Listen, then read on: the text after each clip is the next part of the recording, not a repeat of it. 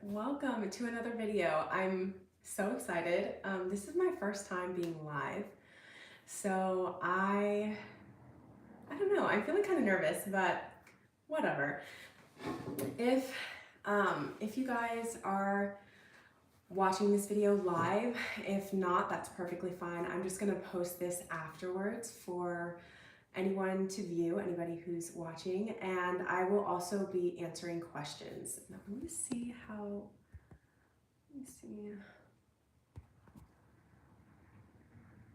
Okay, if you have any questions, just let me know. But for this video, I wanted to kind of cover a couple of questions about manifesting, which, by the way, this is a manifestation channel. So if you're wanting to know all of the questions, I'm just going to go through everything, all the topics, and then I'm just going to get into them one by one. Okay, we're first going to be talking about theta waves. So why is it important to go to bed at night while in the wish fulfilled? And then I'm also going to answer something regarding tarot cards and psychic readers. What makes a tarot card reader good versus bad, and should we even be going towards these types of things? Should we even seek out this type of service? I'll be talking about that as well. And then, what if I'm scared my negative thoughts will create? All right. Those are the three questions that we're basically gonna start talking about, and let's just get into it. Okay, so why is it important to go to bed at night while in the wish fulfilled? Neville Goddard, he talks about this and he mentions it in a couple of his books, but I wanted to kind of go over the scientific reasons as to why. I mean, we've heard in scripture that it's important to never go to bed angry and to make sure that, you know, you're living in your wish fulfilled, that you're living a life of peace and abundance at all times. But why is it specifically that the nighttime, right before you go to bed, you are the most powerful? And then also right when you wake up. Okay, they refer to this as the drowsy state, right? And during this drowsy state, you are in a certain brain pattern. During this brain pattern, you are most receptive to the ideas and impressions that you want to experience.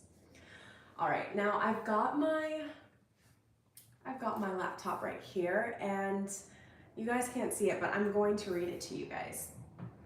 It's basically covering all of the different brain functions that we experience throughout the day. And the lowest one, I'm going to go from low to high. So at the lowest frequency, we're just talking about energy right now. At the lowest frequency, we have delta. So we have the delta brainwave, which is usually when you're unconscious. That is when you're in REM sleep. That's when you're dealing with very, very slow movement. Your body is at rest. You're not really aware of anything that's going on. Where your consciousness goes, I have no idea. That's none of my business, but the delta state is when you're sleeping. Then we have the theta brainwave. This is 4 to 8 hertz, by the way. The delta is 0.1 to 3.5 hertz. So anyway, the theta, 4 to 8 hertz, that is usually when you are the most creative. So that's when you're intuitive, that's when you're creative. You can, it says here, subjective feeling states include recalling, fantasy, imagery, dreamlike, switching thoughts, drowsy, oneness, knowing. So I think that I'm going to stop right here, because after theta, it goes alpha, then it goes beta, and then it goes gamma. And usually in beta and in alpha, that's what we're at when we're going about our day, right? We're usually in alpha and beta, but specifically theta, this is really, really interesting. Specifically theta is a point in time where you can access not only your imagination, but you can also make it feel very, very real. And what they've said about the theta brainwave is that Usually when you're in the when you're in the theta brain wave, then that means you are able to easily impress your subconscious mind. So when you were younger, they say that most of our lives up to the age of 7, some scientists have said even the age of 13, but up until a certain point, we are primarily living in theta. And that's why we don't remember a lot of our childhood. That's why a lot of the beliefs and programming that we've experienced happens without us really knowing why it occurs. That's why our normals are the way that they are. If you experience something that is normal to you, that is based off of the programming that you experienced as a child, and this was mostly during the theta state. So what I'm trying to tell you right now is that as a waking adult, I have this video set up to be more so for people that are adults, right? Anybody who's under the age of 18, you're more than welcome to watch this, but for people that are experiencing their life as an adult, this is very, very important information, because right before you go to bed and right when you wake up, during these moments, you are accessing your childhood state, your childlike mind. It's active. This is when you can easily impress and get your imagination to work with you. And that is something that I wanted to talk about as well, because sometimes I get questions about the racing mind, lots of thoughts being kind of counteracting each other. And that's perfectly normal because we're going on throughout our day. The point isn't to control every single thought that you have. The point is to be in control of the emotion and the mood and the tone that you've set for the day. And that can be accomplished right before you go to bed and right when you wake up. That should be like the most special time of your day, because it really sets you up for how you're going to experience the rest of your day. And I know you guys know this, because speaking for myself, if I don't get a full night's rest, or if I feel like something has just thrown me off, then it has thrown me off for the rest of the day. So yeah, it's really fascinating, this theta wave, and I wish that they would do more studies on this, because during this frequency, we are experiencing the most connection between our conscious mind and our subconscious mind. And when they are fused together, you end up being able to accomplish a lot more in a quicker, it's the quickest way to do things. If you're wanting to manifest the life of your dreams, it is the quickest way to do it. I also, now that I'm thinking about it, I wanted to bring up subliminal messaging, because a lot of times we go to bed and we have tracks going on. I've actually experienced, and I've dealt with this a couple of times, where I've experimented with subliminal messaging, where it's the 8-hour long track. I think do whatever feels best for you. I know for me personally, I don't really care for subliminal messages that are 8 hours long, because I understand the theta state. And by the time you're sleeping and you're resting and your body is at rest and it's healing itself, it's doing other things, your heart rate is at its slowest, you don't need to listen to something throughout the night. It's not necessary. And with all the things that I've been able to manifest in my life, I've proven that to myself, that going to bed and right before going to bed, having that imaginal state and doing that imaginal act is enough. You don't need to listen to something for 8 hours, although you can. So I have this theory, because when we are going to rest and we have on the 8-hour track, there's something about being asleep but still having it on. Your mind is still working, right? It's still working, but I'm not sure if it's actually resting. And I wake up throughout the night. And it's breaking my sleep pattern, and that's when I'm in theta state.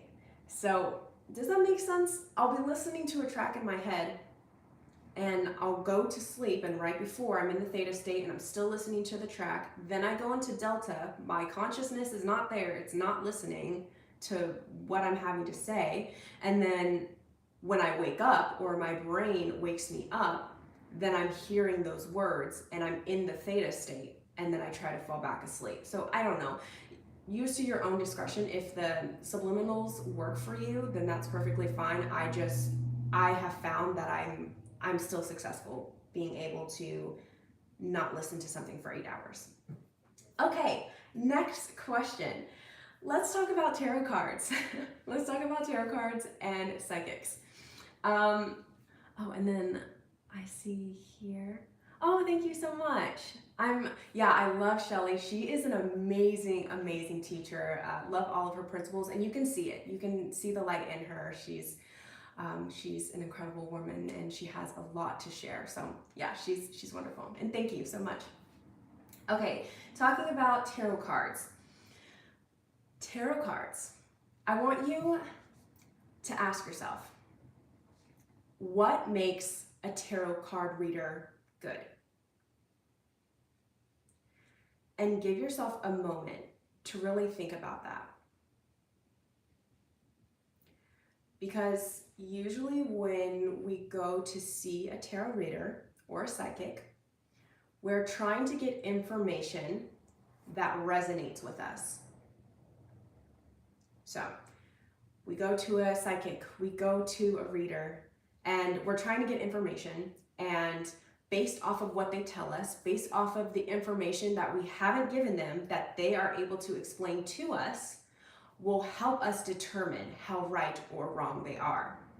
This is very important because tarot cards, the origin of tarot cards and what their purpose is, they are meant to make you see.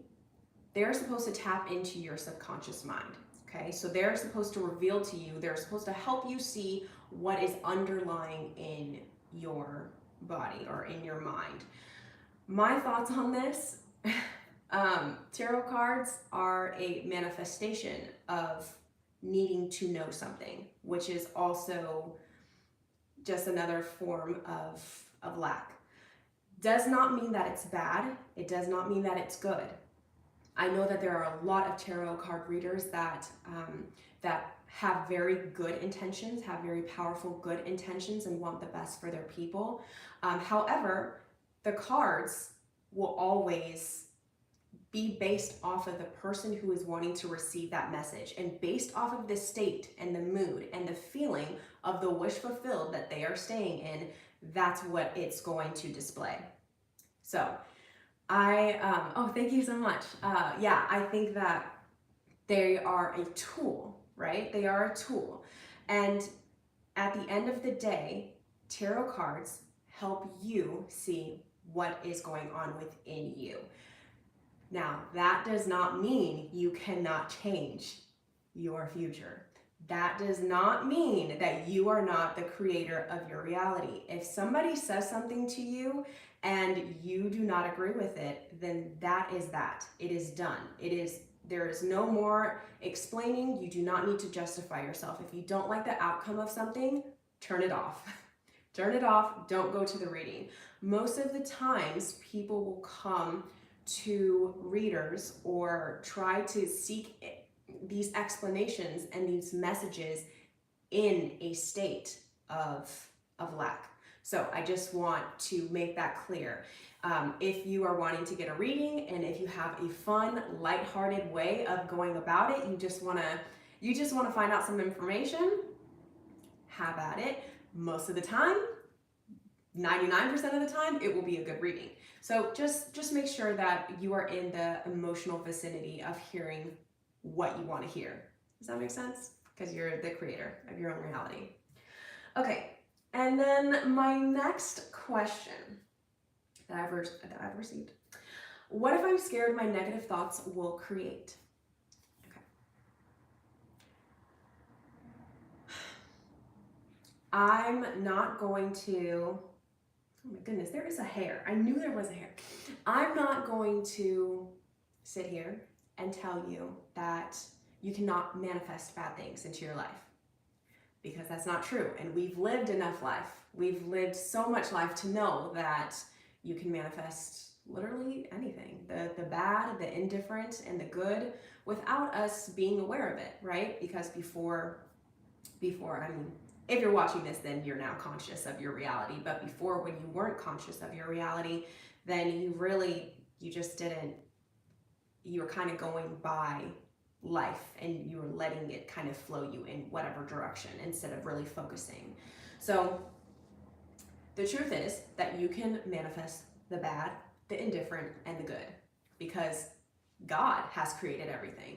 God has created all of this, the good, the bad, and the indifferent. We don't give any power to anything else, right? So we are the one and only conscious creator, and infinite intelligence, God lives within us. So if you are scared, your negative thoughts will manifest. What I love thinking about during these times is the idea that everything is working out for you. And I don't want to say that as a cliche, because that is an affirmation that has been used quite a lot. But when you think about the way vibrations work, the way that energy works, it is very apparent, and you can see, even on a bad day, even if you're having the worst day of your life, that there will always be well-being that abounds. That is, you have like this cloak of, it's just this inherent, it is so inherent that goodness prevails. With that being said, we have heard the phrases, happiness is fleeting. We've heard that, once you obtain a manifestation, then you're on to the next one, right? Life moves very quickly when you're always getting what you want, right? And then when something bad happens to you, it kind of seems like you're in a funk. If you're ever depressed, you seem to be moving at a slower pace, right? This is not a coincidence. This is based off of energy. This is based off of what science has now shown us, which, by the way, science is a sign, and signs follow, they never proceed. So science will always reveal to us what we already know, okay? So science explains to this, it's revealed this, that the way that happiness, joy, love, peace, enlightenment, those frequencies are extremely fast. They are very, very high vibrations that when you experience them, this is why a lot of people, when they go into a meditative state and they want to manifest a text, or they want to manifest seeing a blue car on the street, that's why it happens so quickly, is because there isn't any resistance to the idea, and your mood is set at a higher vibration. It's just as simple as that. The energy is the energy, and it doesn't lie. Negative thoughts, they're at the bottom. They're at the bottom. And this is beautiful, guys. I tell you, the negative thoughts are so weak. They are so weak in comparison to the powerful, higher vibration thoughts. And you can see this if anybody is interested in the paranormal, if they're interested in any of like the spooky stuff, or just experiencing supernatural events, you know this to be true. The light is, you can't even put it in words how much more powerful it is to the dark, or the lack of light.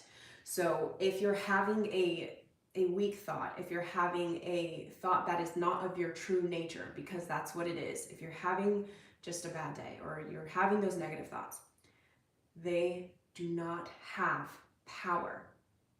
And the moment that you realize that they don't have power, it kind of sets you free. You just kind of feel weightless, right? So that's the main point of this message.